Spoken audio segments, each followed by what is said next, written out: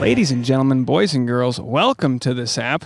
As always, it's Dave, Neal, Tasha Cord, and our guest this week is Stuart Thompson. What's up, my man? Hey, it's so nice to see you both. Yeah, welcome. I feel like we've already caught up because I just listened to your album, and I feel like I'm like a distant cousin in your family. Like, I feel like I know enough about you now. Yeah, it's. I think the album is a great introduction. It was great. That was amazing. Thank you very much. Now, did you record that at the Setup? I did at the Setup in San Francisco. We went there, Tasha. Remember that?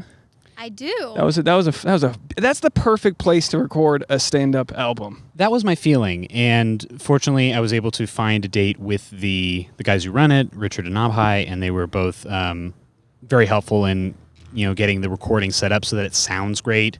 And my friend Kyle was really good at helping me master the tracks and get them to sound the way like you're there.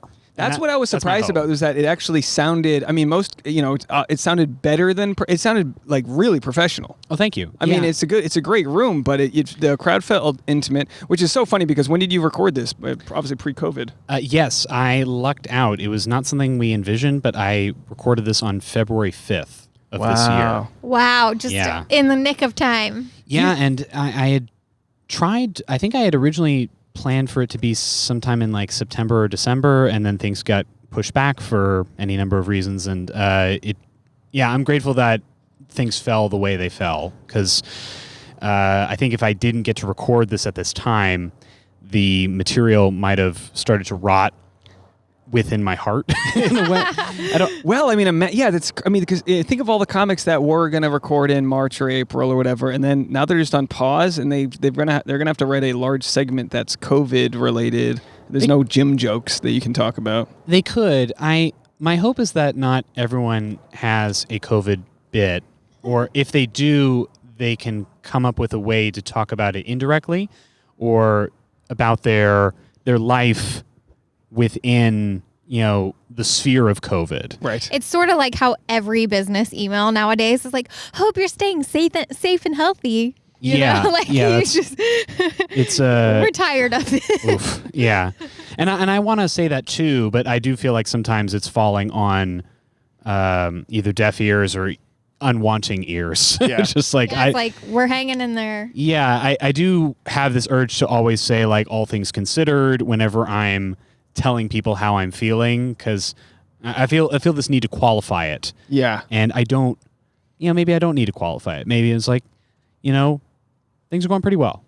Isn't that funny though, that for a lot of people that aren't sick, they're making a little bit more in unemployment. The rat race has slowed down, and a lot of people's health has actually improved. But you don't want to, because of lower stress levels. Well, just because, because like when you live in LA, you got 4 different jobs. You're running around like crazy, and for the one time in our life, we're just told just take a time out.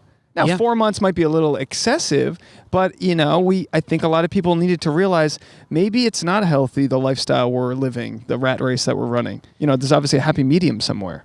Yeah, I don't know how other people are living, but I can only speak for myself.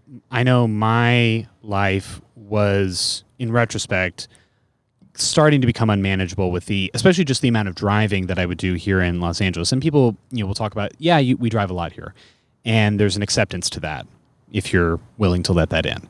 But, every year I would drive about 15 to 20,000 miles, which is about double what most people would drive. And those are hard miles. Hard miles. Those are hard miles. I try to fit those miles in at a time when fewer people are driving, but I drive all over this country to perform. I drive all over this city to do other work that I want to do during the day. And it's, I am an independent contractor through and through, so I don't have an office to commute to. And, but I just kind of got used to living in my car. And these last 4 months, I've gotten to turn this apartment that I just moved into a home a little bit more. And I've gotten to think about the things that I actually enjoy and engage in those things a little bit more. So what have you done creatively to fill the void that would normally be stand-up? Because you're like you mentioned with the miles, you're a hard-working comic, you're a comedy store guy, you're traveling all over, you just have an album. But what are you doing to kind of feel like you're giving yourself that creative love? I still perform on the occasional Zoom show. I wouldn't say I'm doing it as rapaciously as I would live stand-up, but I am. I'm still being of service. I can still work my day job. I tutor kids in math, science, Spanish, and test prep, stuff like that. And I can still be of service to my students and the families that I work with. And I'm really grateful for that because I know some of them have been really sort of thrown astray, even if they have a lot of resources available to them to keep them on track. And it's nice to know that I can be of help there. That's great. And was that an online job beforehand? No, I would go to their houses. I was like, a sort of a door-to-door salesman in a way. And it was, it's been really nice to sort of prove, kind of like that meeting could have been an email. It's nice to know that this in-person session can also work when I'm not there. Yeah, what a relief. Yes. Yeah. Now, I was telling this. I know. I didn't realize that Tasha had met you at Trader Joe's because I just assumed she doesn't know anyone. Yes, we've had a couple of Trader Joe's encounters. But, good surprises. But I was thinking, how am I going to introduce Tasha or describe you to her? And I was thinking, normally when you describe a comedian to someone, if they say, "Oh, do you know so and so?" and if you say, "Oh yeah, they're super nice," what you're really saying is they're not a great comic. That can be a nice substitute when you don't have anything to say. Yeah, you go, he's a really nice guy. He's great. You're saying, but in your case, you're actually really funny. Nice guy. Thank you. I was leading with funny. Tasha was leading with nice. Well, I'm going funny first because I know as a comic that's it. But no, and I mean that. And but also one of the nicest guys in Hollywood. I've never heard anyone. I would love it if someone could write in if you have a story about Stuart that we could know that's actually got some a mean story. Someone so does anyone out there have any road rage stories you've seen? But no, you really are. You really are a nice guy. Where's the inner stand-up pain at? I'll tell you, from what I've gathered in the hours of therapy and other inner work that I've been able to do over the last however many years, it's I've come to notice that my need for something like stand-up, which is an insane need by most people's standards when they really understand what it takes, is just a desire to be heard. I grew up a very quiet kid. I kind of kept to myself. I knew how to do my work and take care of that aspect, but my friend groups changed often. I moved, I think, 8 times while I was before the age of 10. So it was all within a small area within the Bay Area, but that change kind of uproots you, and you got to figure out the new friend group, see if you can maintain your old friend groups, and the latter is usually not successful. But I've always wanted to be heard unencumbered, without interruptions. This is so amazing, Tasha. Are you listening to this? Are you listening to this right now? This is a mirror right here. We are twins separated at birth. Oh, really? Have you had a similar interest in stand-up for that reason? Even, to this day, I struggle with it to this day. Yesterday, Tasha, I was like, I got to run something by you. And then she was like, okay. And then I started into what I was going to run by her. And then immediately you were like, something like, is the oven on or something? And I was like, and here's what I did. I took a large inhale of breath and I just stood there like a psycho. I didn't show emotion because 2 months ago. You were showing emotion. You were showing your frustration all over your face. Go, don't give me that. Blah, blah. And I go, this is the best thing that I can show you right now was this seething anger that I was interrupted at the beginning of what I was going to say. So I'm 35. You've resolved your issues. I'm 35 going, hear me. I don't know if they're resolved. I'm trying to make peace with them to some degree. And it's I still get frustrated all the time.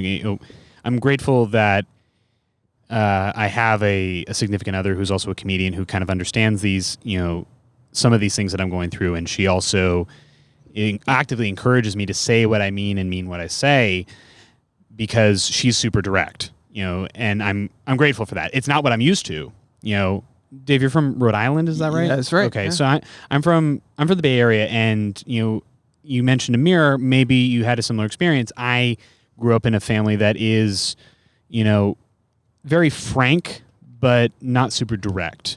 Just sort of like, well, that's part of life, but not really actively invested in. I don't know. I don't want to say like the moment, but like there was it's very business-like the way my family is. My family acts more like a business than like a family sometimes, and I love them very much. But showing our feelings actively is not a strong suit. My brother is very sensitive by comparison, But I think if most people were to just meet him, they'd be like, oh, he's just a regular person, and the rest of us are psychos. That sounds like my family. My family is not affectionate at all. And Really? when Dave and I first started dating, my he gosh. was like, you didn't really understand. Like, my family doesn't hug. Oh, I really? told her, I go, at the airport, I'm going to hug your mom. I'm going to hug your mom at the I was airport. like, Tasha's okay. like, okay. Upon first meeting. Yeah, I go, I'm going to give your mom a hug. And then as soon as I saw her, I just felt the vibe. I go, hey, good to see you. We just handshaked. You got to learn to, stay on your toes. But it's always the other. It's like when it's your parents or your in-laws' parents or whoever, it's always their shit. It's their shit. That's true. But just some people don't, if they weren't brought up that way, then we weren't brought up that way. But don't you and think your there's parents just not want a lot to be? of emotional fluff. They're very, just like you were saying, straightforward and sort of business-like, matter of fact. You know, it's we But don't. you and your brother are very affectionate, and you have a big age difference, but you can like hug each other a lot. Your brother's very much touchy and affectionate, and I wonder if that's just like a cry, not a cry for help, but a cry for wanting what you don't get from your parents. Yeah. Like I was the same way. It was like I was a quiet kid. I just wanted to be heard, but single mom, and she'd be home from work, working full time, no child support. She did the best she could, but she wasn't necessarily there being like, tell me about your day. She just worked 50 hours, whatever. Yeah, and if she were to like really lay it on what she had to experience, that might not be something you were necessarily able to take at the time. And yeah, this is a very proper age to sort of like figure out what you had modeled for you, and then figure out, okay, do I want to keep this line of thinking or do I want to change it up? And there's some things that I do want to keep around. My parents and my entire family really, values education. I think that's a super way to, move forward as not only as individuals, but as a people. But, maybe I'm going to be a little bit more, my hope is if I do have children or someone that I'm mentoring is to, and I do this with my students, is to let them know why I'm doing what I'm doing. And treat them, even though I might be twice as old as them, treat them like as close to equals as I can. That's important to talk to your kids as if they're like a peer, not, in some ways or another, to like, even if they're not going to understand what you're explaining to them, but don't dumb yourself down to like a 3-year-old, like, talk to them. I know personally, I really my family and I get along great now. Mm-hmm. But when I was growing up, especially like around middle school and high school age, there was a lot of tension between my parents and I because I really felt like they didn't give me any freedom at all whatsoever. I was president of every club, 4.0 student, never got in trouble, but yet I never had the freedoms that my friends had. I couldn't stay out late. I couldn't even stay till the end of prom. So heartbreaking to hear this when I heard it for the first time, that you would give excuses to your friends why you couldn't go to their sleepovers before even asking your mom. Yeah. Oh, I would give anything to call me and say like, can you come over tonight, blah, blah, blah, spend the night? And I would pretend to go ask my parents and come back and say no because I knew the answer would be no. And I just didn't even want to go through the emotional upheaval. You know what I mean? So, but yeah, I really felt like my parents never treated me as sort of an individual, someone with like proper full-grown thoughts and feelings and proper full-grown experiences, just because they haven't experienced in 20 or 30 years what it's like to be a teenager doesn't or a young adult. Yeah. Do you have any sisters? No, I have a younger brother, and that's it. Oh, so you're the oldest? I'm the older of two. Because I feel like older females, we've read some stuff about this. Older female siblings are more so counter-dependent because they're overly parented in a protection sort of way. But I don't know if the older male sibling gets that same sort of treatment. I always felt like I was supposed to be an example. I think it was made very clear. My brother and I are 5.5 years apart. And so I was pretty lucid and conscious when he was born. And I think I've said this before, but my dad jokingly said when my brother was born, he has a very dry sense of humor. He said, okay, from now on, everything is your fault.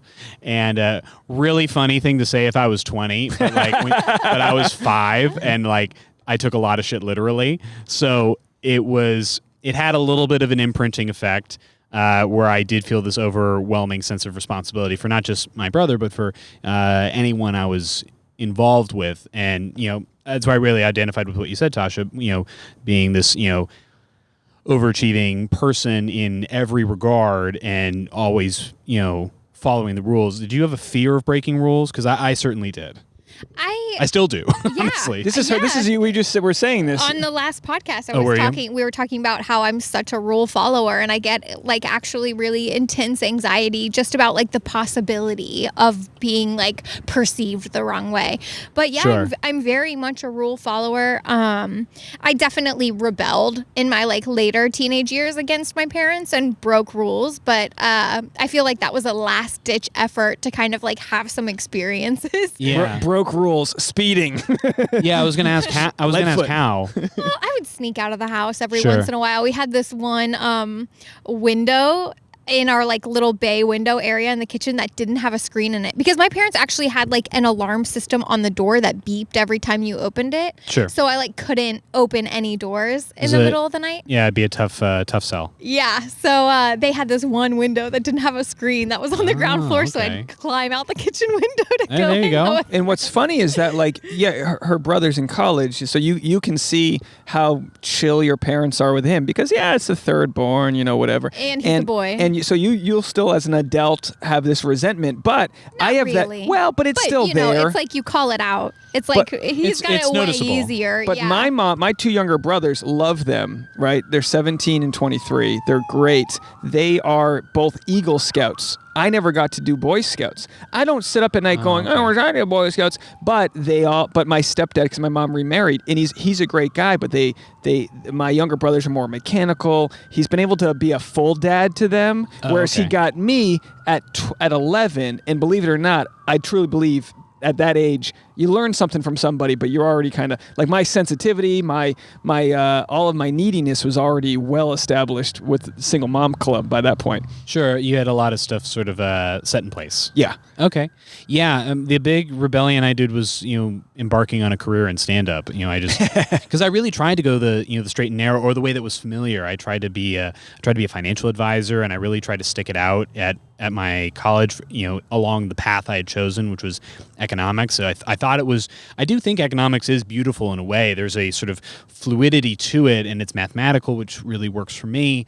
But then all the classes that I would try to take in college they were kind of crumbling in my hands like ash because I was trying to get ahead and I was trying to do well in those classes and I simply could not. Yeah, sometimes you can't force something that you're not passionate about. It's like you'll always have this like a weight or something that's pulling you back as you're trying to move forward. Yeah, and I went to a super competitive school and there were these people that were trying to get into this business school and so, they had this sociopathic, drive to them that I didn't quite have within me. And so, but during that time I tried stand-up for the first time. I was like, I could do this again. And I love stand-up. I watched it all the time from when I was 12 onward, which is not a normal 12-year-old thing to do. But I just saw George Carlin when I was flipping through these new cable channels that my parents got. And I was like, oh man, I didn't even get the jokes. It was just that people were listening to what he was saying. And it takes away that because I'm so on board with you. By the way, I studied business and liked economics myself. But we know that this is our smartest guest we've had on in a long time. When you can't say what school you went to, he's like, it was a good school. I mean, I'll tell you, I went to Berkeley. You went to Berkeley? Yeah. So everyone was trying to get into Wharton. That's where they were trying to go. No, Haas. Okay. Haas is the name of the business school. But yeah, very similar to Wharton. But yeah, so it's funny because when you make it as a stand-up comedian, you will be admired. And I'm not saying you haven't made it. I'm just saying when the comic, you have your album, you've got these guys that might be very successful in the business world that are looking up to you like, wow, the ball's on this guy. Sure, you don't know until you experience it. And when I see people at shows, when I go on the road and wherever I am, I will meet people, and I can see in their eyes after about 30 seconds of talking to them if what they are doing is something that they enjoy in any amount. If they enjoy it even a little bit, I can tell there's a little glimmer in someone's eye when they're doing something they enjoy. If I can tell they can't because their eyes are glazed over like cattle. There's like it's like they have a cataract. And with the excuses, or they have no light at all. Some people have been so crushed by these like Yeah, soul-sucking jobs. live for the weekend. Got to just make it to Friday. And if that's what they can do to hang on, and stand up is their outlet of entertainment, I'm so glad they came. I'm so glad they acted on it. But if someone has the ability to give it a go, whatever that thing they want to do is, I'm always going to advocate for them, because once I started making changes, I stopped studying economics. I started studying linguistics. Once I started pursuing stand-up more, which I felt was very similar, theoretically, I realized that my drive and my delusion was going to carry me through these first 10 years. And now I've been doing stand-up for 11 years and change, and now I've been able to figure out, okay, these are some of the things that will help keep me afloat doing the thing that I want to do.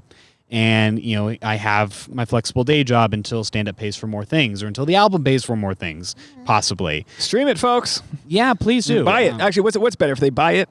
If they buy it on Bandcamp, that's probably the best way to do it, but they can get it anywhere. They can get it on Apple, they can get it on Pandora, Spotify, Tidal, YouTube, Amazon, Google Play. You can get it on a lot of different places. So it's Dandyman. It's called Dandyman. My name is Stuart Thompson. It's Stuart. We'll link it all at the end, and we'll promote it again. But I just wanted to throw an extra plug in the center there, because that is the culmination of all of your work. That is a collection of your soul, right there. I promise you, if you listen to it, some of that money does come back to me. You're not just doing it to to appease some company. It does come back to me. I'll tell you what, first full album I've listened to in a long time. Oh, thank you. Usually I really you plug it in and you go a couple clips and you go, okay, we got enough to talk about. You got the idea. But we'll get into it. But anyway, sorry to sidetrack you there, but no problem. Really impressed. Thank you. And that's the thing with the first album. I feel it's necessary to put a lot of thought into it, because I listened to stand-up albums when I was a high schooler, when I was first loving comedy, but did not know that there was a way for people like me to do it. I thought stand-ups were like a different breed of people, like circus folk. And now I've been in it, and I know we are. But there is this, just respected less. There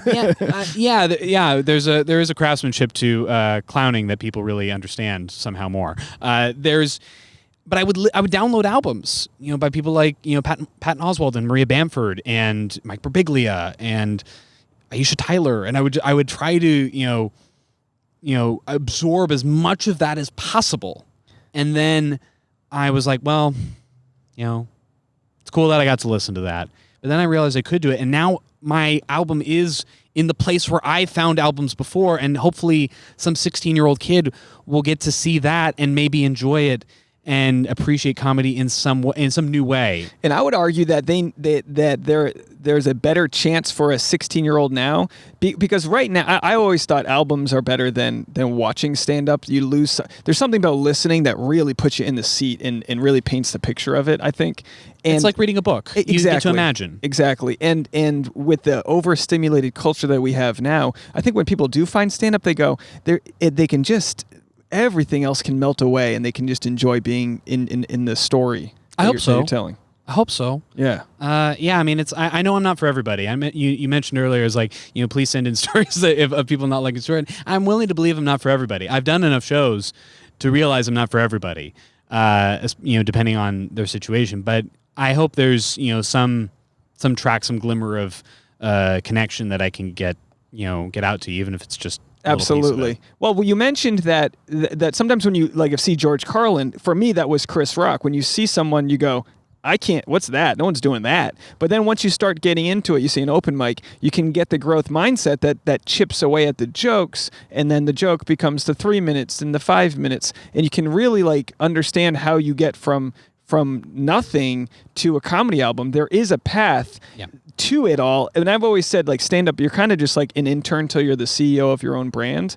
You're kind of just there, not making the money till you're like that top dog, versus the business world, where when I was an associate manager at the ad agency, my first job out of college, I was super proud to pass out that business card. And then now when people ask what I do, it's like, ugh, it's a long story. It's just because, not that I'm not prideful, but it's just a lot of people, when we were talking before we started here, that there's we meet a lot of tourists that come in from out of town, and a lot of times they'll be like, "Oh, what do you do?" I'll say, "I do stand-up comedy." They go, "Well, I hope it works out for you." And it's like, Jesus Christ, with that attitude, I mean, how could you get anything done? You know, you just have to, that other people's projection of what it is like their own sort of limitation, I would say.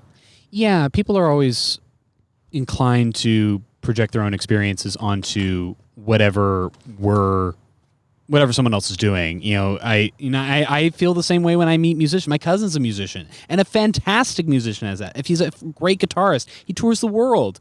And I still do not envy his slog, his grind that he has to do to become the musician that he wants to become, or to develop the way he wants to develop.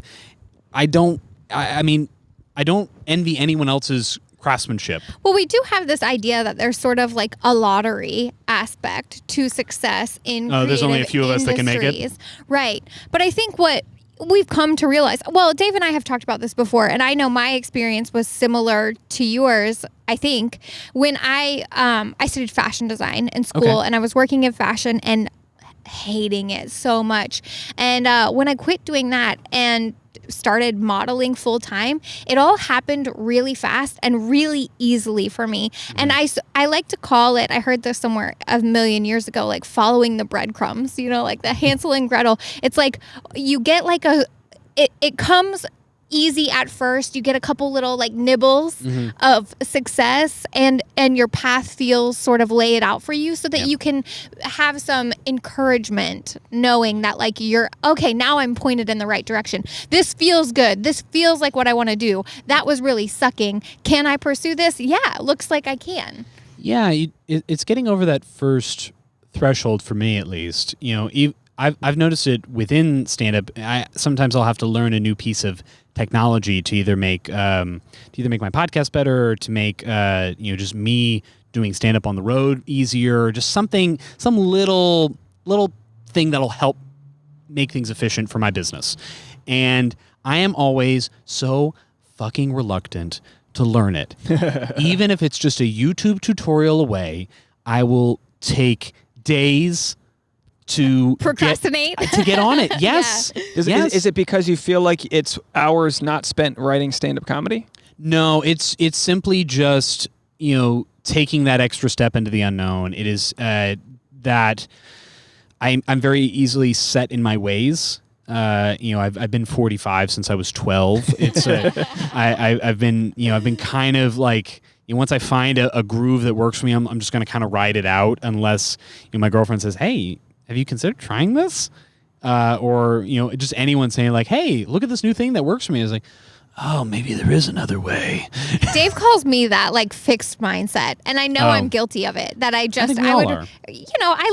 like doing things my way, and it's daunting to have to learn a new task or to pick up something that you haven't done in years. But the key is, there's a book called The Talent Code. I'll save you the time because it's kind of very redundant, but it talks about the neural pathways that harden there's an enzyme called myelin, and when you learn how to play a note or tell a bit that has the right punchline, or you have to learn German if you wanted to learn an accent for a bit, the more you learn it, the better, that quicker that processor becomes. So the more you start, like the deeply carved rivers and pathways I don't know a thing about editing, but I've been doing it because as a necessity, that the more I learn, the more I can pick up a quick tutorial and it all starts to make sense. Just like learning a language, the more you know, it just starts to stick. And the more it starts to feel fulfilling and exciting. And I think that's like a part of it. That's a part of your journey, is like you take the leap, you decide, okay, I'm going to learn this. Okay, I'm going to try this thing. And it gets a little easier and it gets a little more exciting. And then it starts to feel creatively fulfilling. So we're about 4 months into quarantine, or whatever we call this pandemic. For the first month, we talked about starting this travel blog, this and that. And then a month later,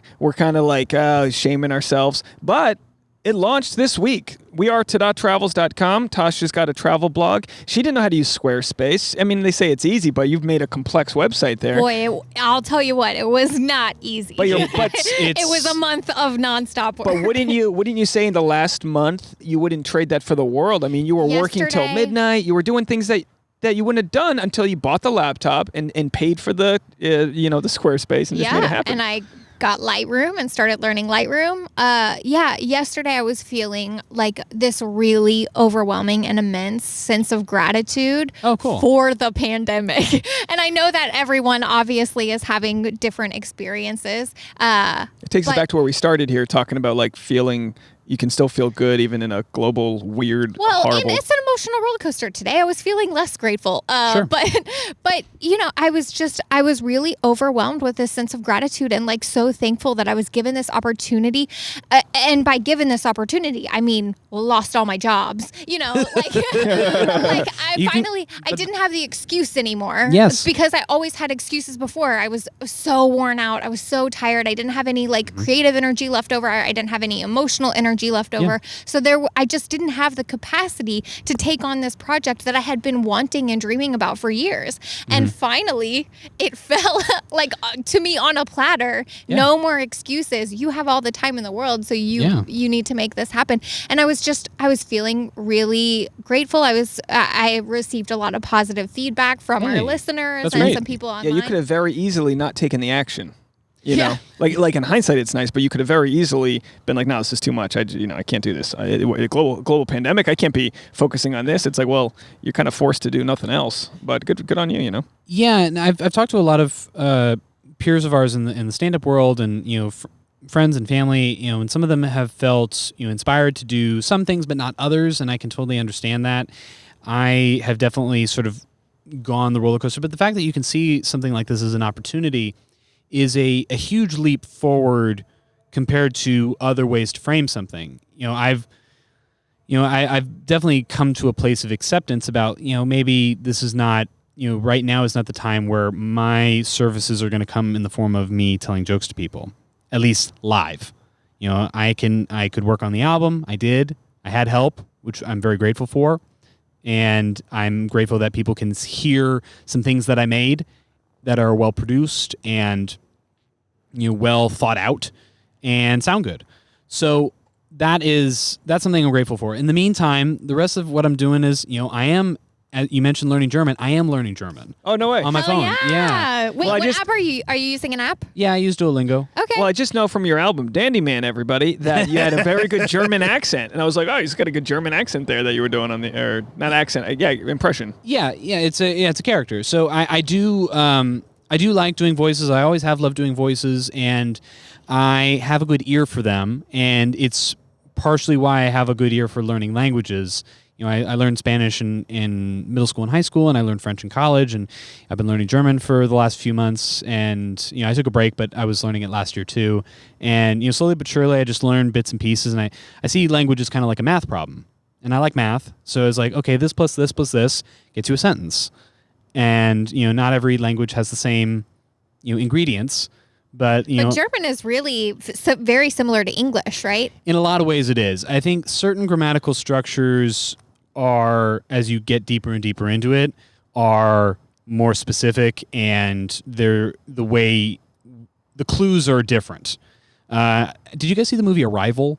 Oh, yeah. So have you seen Arrival? Is that Amy Adams? I think so. Yeah, Amy Adams was in it. It's those big squid torpedo alien things. So it's about aliens landing on Earth. Oh yes. Yes. Yeah. And Amy Adams plays a linguist, and the movie is adapted from a really great short story called "Stories of Your Life" that by Ted Chiang that I love. I can't recommend this short story enough. It's only 50 pages, but the way Amy Adams' character as a linguist, tries to decipher this sort of like mandala of alien language, that sort of comes out in this sort of ink blot.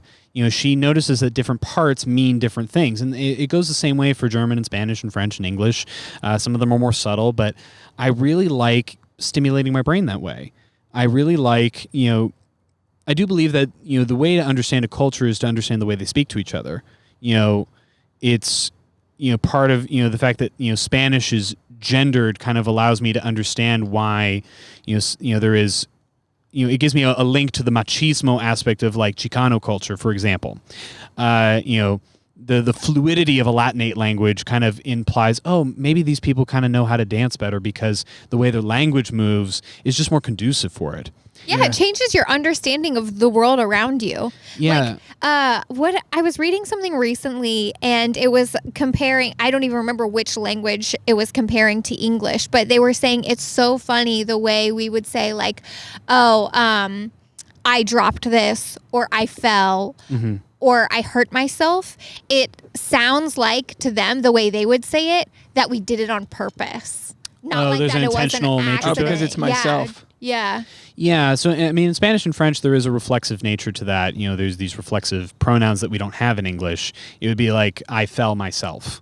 That's kind of how it would. Or like I always got it translate. confused because I studied abroad in France. You would say like a tu me manques, so it'd be like you miss me, or whatever that I don't even know what that word is, but it's it like means- you would it would be like if I like instead of saying I don't know, like you would have to switch up who It would really mean I miss you. yeah. Yeah, I mean the same thing in Spanish. You know, if I want to say like the way if I want to say like you know, me gustan las sillas, the chair. I like the chairs. It really translates better as the chairs please me. You know, I even though in English we would say I as the subject, it's real. You know, in Spanish it's me gustan. It's these things. I am the object of the pleasure from these chairs, for example.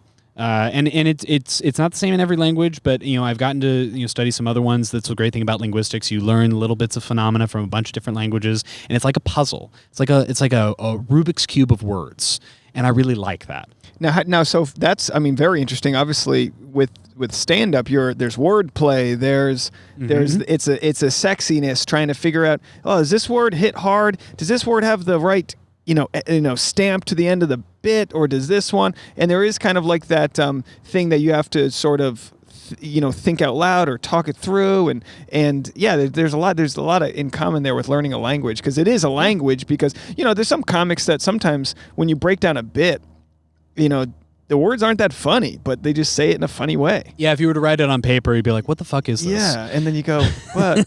or sometimes, like, I hate to give people advice, but sometimes you'll be at a mic and a new comic says something and you go, hey man, if you just took these two words and switched them around, and then it crushes. And Yeah, it was you didn't hit the note. Yeah, you're I'll try and address both of those things like in the order that you told them. So I'll address the comedy as a language. Linguistics and comedy are super related. At least for me. That's why I had this real aha moment when I was, I think, 20 or 21. I was taking I switched to linguistics right before I turned 20, and I was taking this philosophy of language class by one of the more famous philosophers that's living. His name's John Searle. And John Searle is known for making philosophy text a little bit more accessible to the regular folk. Because I don't know if you've read a philosophy book recently, they are sometimes unintelligible if you don't know the lingo and if you're not willing to really pour yourself into it. So Searle talks about, he talks about two things, specifically speech acts and intentionality. So speech act theory is just that everything we say is a performance of some kind, which really translates to stand-up. Everything, if I make a promise that I'm going to meet you guys at your outdoor rooftop studio on a certain day at a certain time, I am performing the act of a promise as I'm saying it, which is this kind of it's an interesting thing. People don't think that they're performing something as they're saying it, but they are. If I express or if I say I'm sorry or I apologize, I am performing the act of feeling sorrow or apologizing as I'm saying it. And if you, I'm sorry to interrupt, but if you don't do it right, it doesn't have the same weight. So yeah, that's where intentionality comes in. It's where there's three pieces to it. To put it, frankly, I have to intend to say certain things a certain way. I have to intend that these words are going to mean this, and then you, the listener, have to not only recognize my intentions to say something with these words. You have to recognize that I meant that too.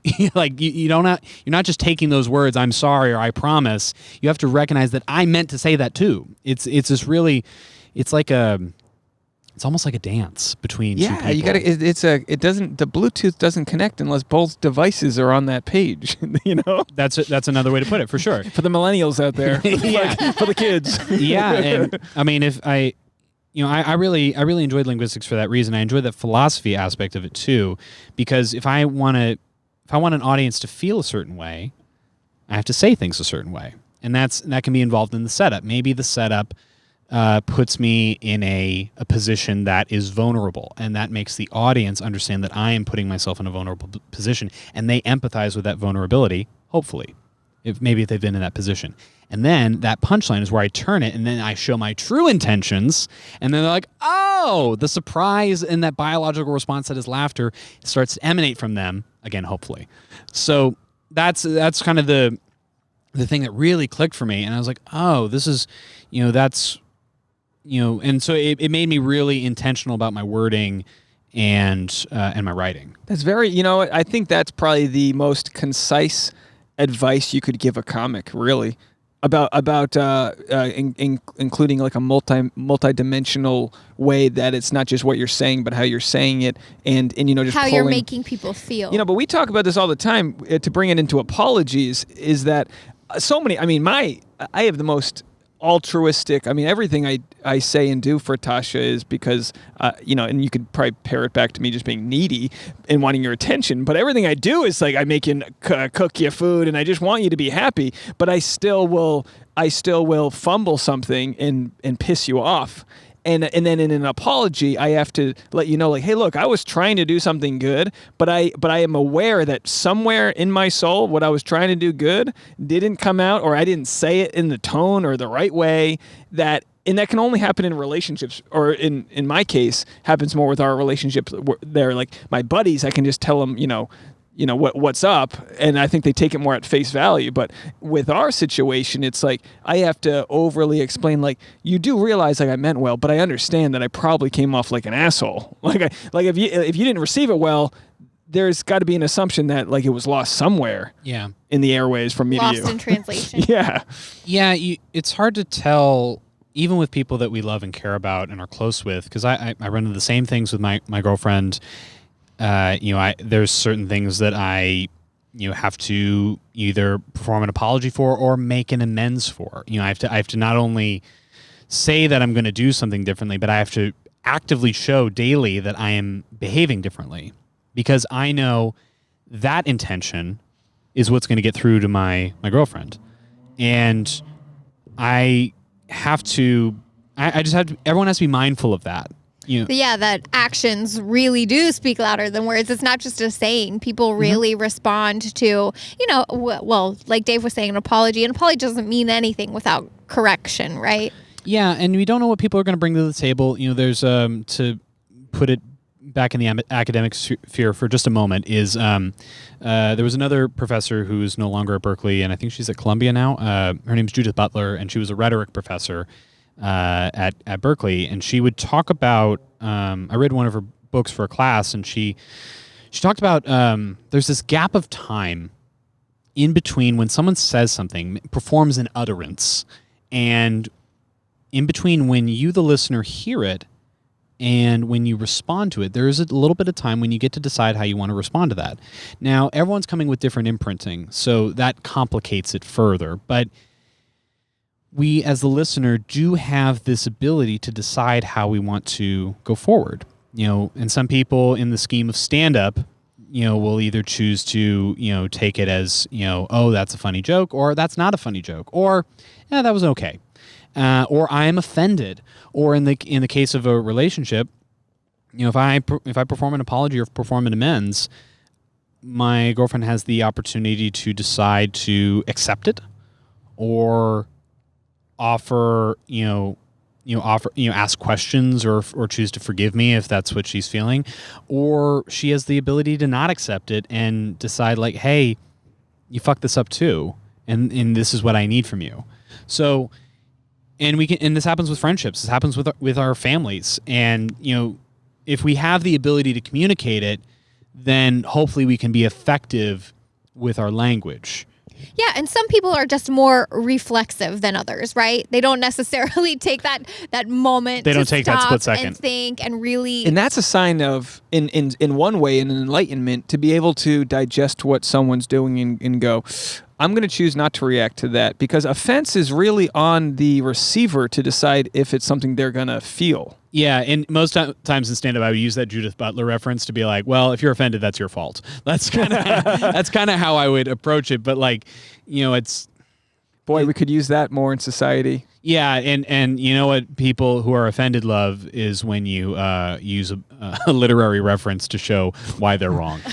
Luckily, people love that. But the good thing is that you're smart and well-spoken, so if someone wants to be offended at something you're saying with the logic that you have, that's on them to do the work. Like, you're not coming off in a crass way or in a way that gives them more reason to be offended. They'd have to surgically decide on something that you said, and that happens a lot in a joke where someone goes, oh, I don't, not that word. Yeah, and I mean the last bit of the album, does reference abortion, and that's not my whole act, but that is something that I chose to end on. It's not all about it, but it's a great joke. Thank you. It's about how I chose to approach a situation with a friend, and I'll leave it at that. But I do know that there's buzzwords for people, and I know that if someone is listening to the album and they come across that bit, maybe that is a turnoff, and that is where they've decided to draw the line. And again, they've taken the time to listen. They've taken the time to decide how they want to respond. And at a certain point, I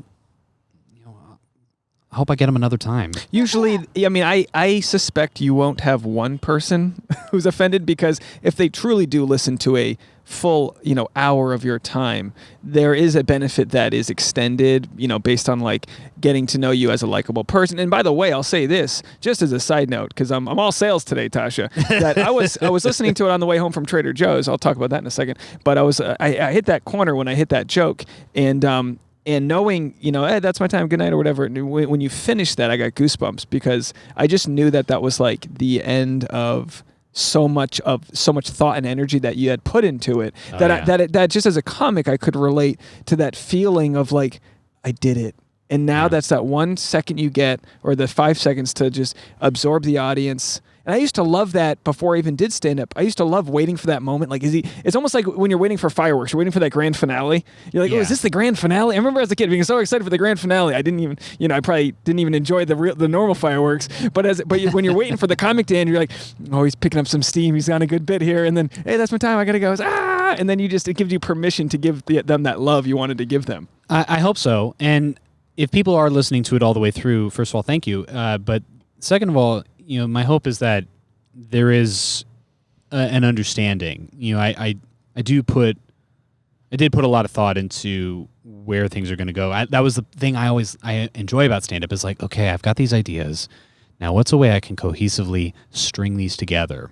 I don't know how many comedy specials you watch. I know there's a lot available now, but when I was first watching comedy specials, what really drew me to any of them was if there was like a real through line. It's storytelling, right? You want to be on this journey, and if it felt a little one-person showy, I was okay with that. The one that I think seamlessly did it the best, at least from when it hit me at the time, was Richard Jeni's A Big Steaming Pile of Me, which came out in like 05, 06. And he's wearing a lav mic, and you're like, oh shit, is this a TED Talk before TED Talks existed? But you can think of it that way, but like, man, that dude's funny. But it's all really tied together. There's a central theme. He lets you know right at the beginning. It's about this sort of up-down, this yin-yang kind of thing. And it's like, man, that feels hokey. But the jokes sell it. Yeah. And so if there's a way, and so that was something that really imprinted on me early, and why I also like comedians like Mike Birbiglia or anyone who tells a story, is there's this ability to take these folks from one idea to another seamlessly. I think we're getting there. Like, comedy as a whole is getting there, but for a while there was like, how many laughs per minute? Laughs per minute. And American comedy was just bulldoze people with laughs. And then the Edinburgh Fringe would be like, no, but there's a story. You have to tell a full thing every year. There's a new hour. There's this and that. And we see this with when you see good magic. When you see good magic, it's not just about the sleight of hand.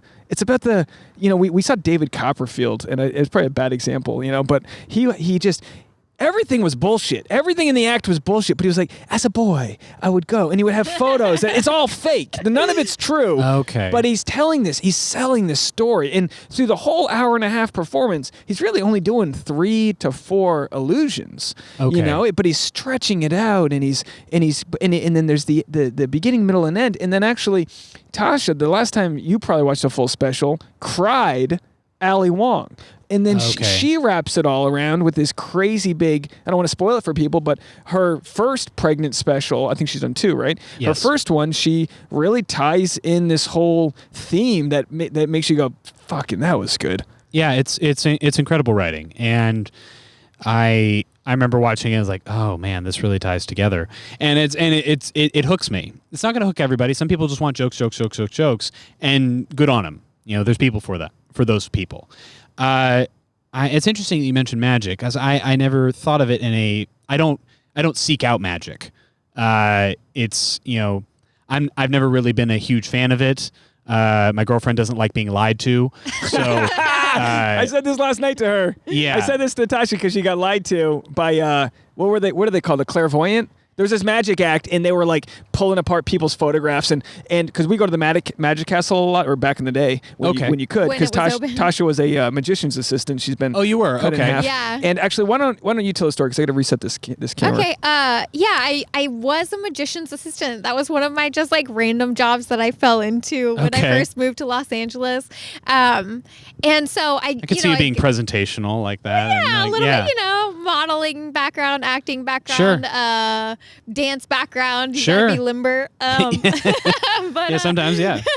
But I kind of, made some friends in the community. So we go to the Magic Castle on occasion, and we've seen some really amazing magic. But yeah, we went to a show, I don't know, a couple years ago, where there was a husband and wife team who does sort of like this clairvoyant mind reading. Yeah. But they're communicating to each other, so it's all fake. But you don't know how they're doing it. There's skill to it. Because they're on the other side of the rooms, and the husband's. Yeah, I'm not trying to deconstruct exactly how they do it, but they do have this, it's like there's a medium aspect to it where they're like communicating with people from the beyond.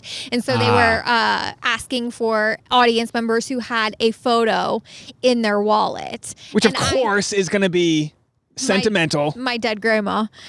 So, yeah, I volunteered and I gave them my photo, and, they were able to spell her name or something, right? Oh, okay.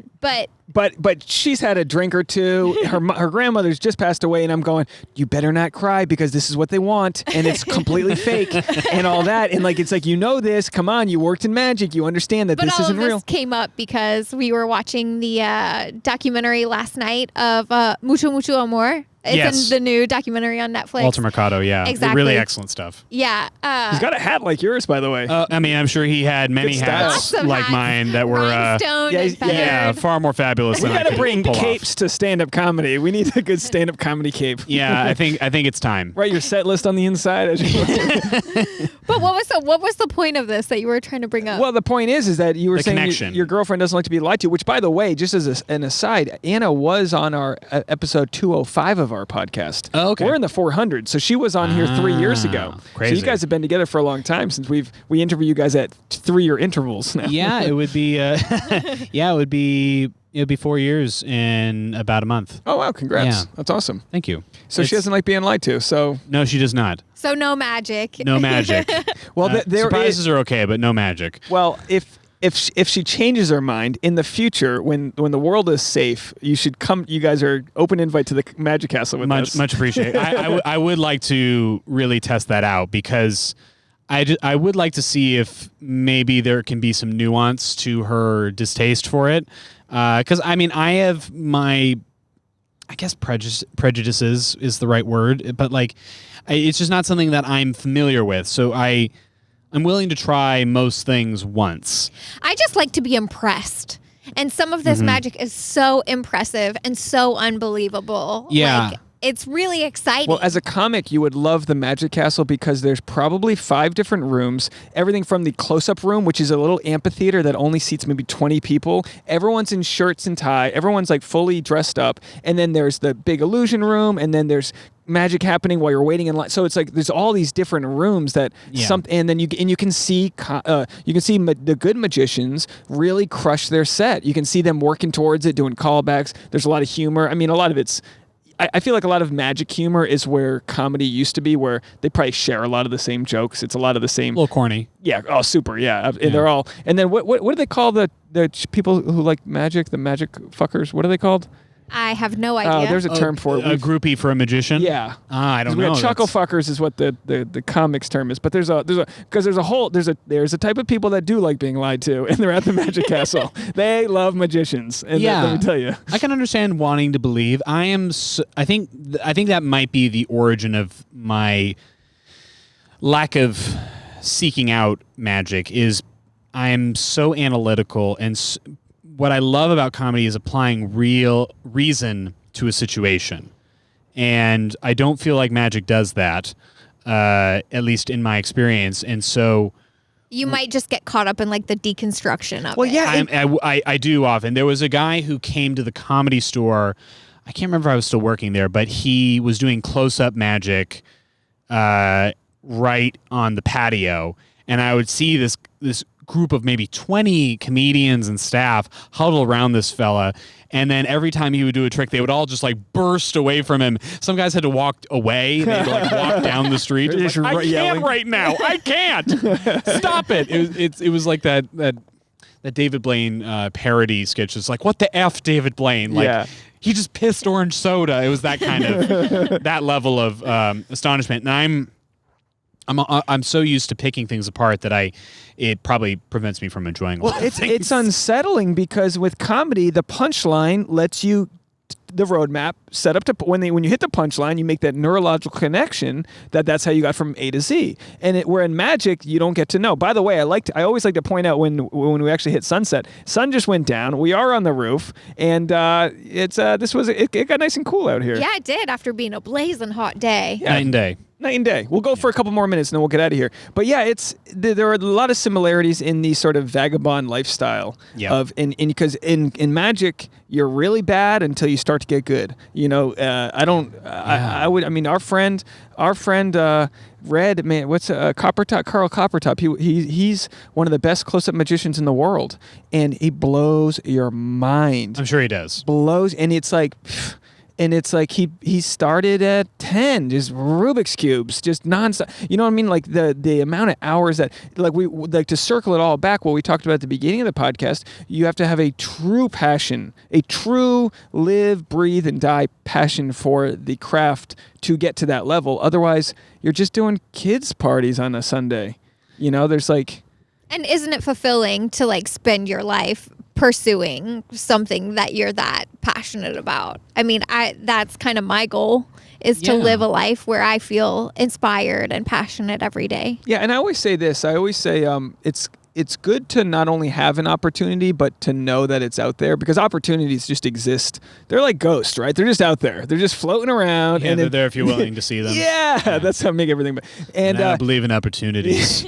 I haven't seen one, and so I don't know if it's there, and I don't believe it. But it's so true that by wanting one thing, you miss, and we can apply this to relationships, you know, by like wanting Mr. Right, looking in one direction, you're blowing off the guy who's approaching you, at the subway stop or wherever it is that you're at, and you got to keep your eyes open and on the periphery to see and feel what it is you're meant to do. We have a listener, an old friend of mine, Nikki. We're friends from college. She, I'd always shit on like the corporate jobs, and she's like, yeah, it's not all bad. She started pursuing politics.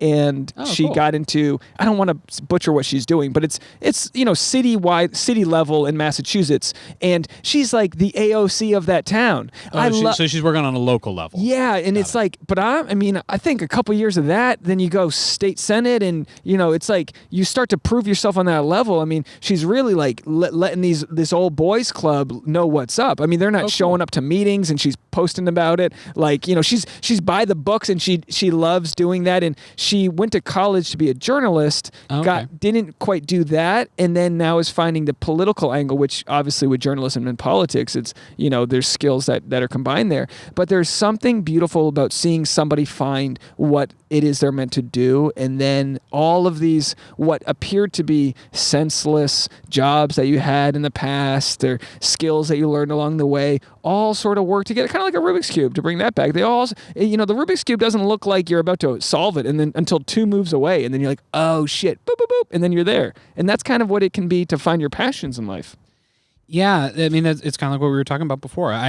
I'm all for it. If someone, is able to make the switch. I mean, my girlfriend started doing comedy much later than I did, when I started, and but she's been able to, use that drive to get to where she wants to be now, and where she will continue to move forward towards. So I'm not worried about anyone who is seeking that out. Sure, there are hurdles, and everyone has to be realistic and about the timing. When I was finishing college, I was like, man, I'm going to be headlining in a year.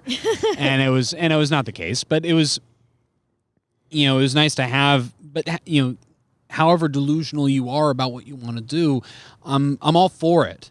You'll figure out where those roadblocks are, and if you still really want to do it, you'll figure out a way around it. Yeah, you got to pursue it with all the energy and love that you have. I mean, that's like you said before, when it comes down to being able to read somebody, whether or not they like what they do with their life, it's, a friend of mine wanted to start a podcast, and she was like, I don't know what I want to talk about. What do you enjoy talking about? Because if you don't worry about what the audience wants to listen to. If you don't enjoy doing your part, it's not going to come off genuine and full of love. Like we are way more complex and intuitive as humans to know when we're like really appreciating somebody's art or their gift or whatever it is that they're an expert at. Yeah, those people find you. Yeah, the right people will find you. If you build it, they will come. There you go. Sure. Well, the sun's behind the hill, so we'll get out of here. But it's called Dandy Man. Thank you. And I'll post it to our audience listening here, to the Patreon. But Tasha listened to a little bit earlier, and I listened to the full thing, and it's really a good, great work. I mean, I'm really proud of you, and it was so good to just get to know you a little bit more now. And I can't wait till we can hang out in the normal when we're all back to doing our thing. In the meantime, I guess we just sharpen the knife and get better at what you can get better at doing right now, right? I mean, I don't have any answers. Do you have any advice for the pandemic? No, I mean, it's hard to say, because I think, I will say, like, it's kind of like what we were talking about earlier. There is, this can be an opportunity if you let it be. And I think for me, coming to a place of acceptance about what can happen and what can't happen right now made things a lot easier. So, okay, I can't do stand-up as much, but I can ride my bike. Hey, I like riding my bike. I didn't get to do that as much, and now I get to a lot. And it feels really good just to blow off steam and get out of my apartment for a reason, but still be by myself. Yeah. So, parameters, even ones as strict as the ones we have, I think are really important in order for creativity to work. Absolutely. If there's no rules, then you're like, well, what the fuck do I do? But if you have a couple rules, like, all right, well, I can shoehorn me into this. We're going to be those old guys talking about the 2020. We're going to definitely be grandparents being like, oh, in 2020, it was interesting. We were on the roof chatting with each other. Like, there'll be a fondness. I love it. I really have loved this mindset shift that I've been experiencing. It's like really exciting and really enlightening, because I know that I am very much a realist, and sometimes that feels like I'm a pessimist, but I'm really like loving seeing the glass half full and, diving into like ask, believe, receive. And it's like it feels really good. It's interesting. We got engaged in the fall and then a global pandemic. So I don't think I got to congratulate you in person, but congratulations. Thank you so much. Yeah, I mean, 2020, we're going to travel. We're going to do it all. Nope, we're not doing it. And maybe 2021. Yeah, exactly. We're just all on pause. So aside from supporting Dandy Man, you have a podcast? Yes. The podcast is something I do with my friend Luke Schwartz. It's called The Late Night Podcast with Stuart and Luke. It's L8. And it's kind of like Conan, but if Andy Richter didn't like Conan very much. So I try to run it on a show, and Luke interrupts me while we do it. But we have guests, and we talk about our lives and it's more about our friendship than it is about the guest or anything else. Amazing. Yeah. Well, congratulations on that. And again, everyone, go check out Danny Man anywhere you can support him, buy an album, share with your friends, all that jazz. And if you and Anna ever want to come back on the podcast, we'd love to have you again. Come back on and hang out. And Sure. We'll make it happen. Tell her I said hi. All right. I will. Thank you very much. All right, Stuart Thompson, everybody. Thank you so much. This was a podcast. Thank you. It was fun.